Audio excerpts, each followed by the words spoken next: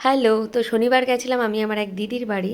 আর দেখো সেখানে গিয়েই আমি কাজ করতে শুরু করে দিয়েছি। আমি ভাজছিলাম পেঁয়াজি সন্ধ্যেবেলার টিফিন খাওয়ার জন্য। তো তেলেভাজা আমি খুব একটা বেশি খাই না, যখনই খাই চেষ্টা করি সেটা এমনভাবে বাড়িতে বানিয়ে খেতে। আর তেলেভাজার মধ্যে আমার সবথেকে পেঁয়াজিটাই বেস্ট লাগে, আর এটা প্রচণ্ড টেস্টি হয়। তো সেদিন হঠাৎ করে প্রচণ্ড গরম পড়ে গেছিলো, খুব কষ্ট হচ্ছিল করতে।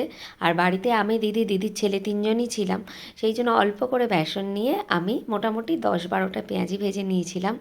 আর আমার দিদির ছেলের অবস্থা দেখো আমার থেকেও খারাপ, পুরো স্নান হয়ে গেছে। ও বাচ্চা ছেলেও ক্লাস 7-এ পড়ে, খুব ট্যালেন্টেড। ও কামরাবাদ বয়েজে পড়ে।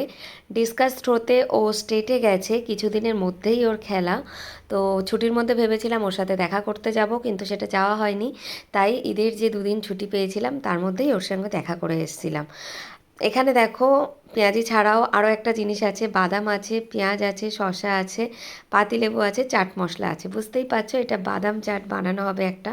এটা খুব টেস্টি হয়, খুব টেস্টি। এটা আমি মাঝে মাঝেই বানিয়ে খাই, আর এটা হেলদিও হয় প্রচণ্ড। তো বেশি দিন থাকিনি, আমি এক রাতেই ছিলাম, পরের দিন সকালবেলা আমি বেরিয়ে চলে এসেছি।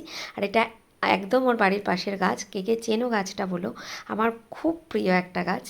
তো আজকের মতো এটুকুই, ভালো থেকো সবাই, টাটা।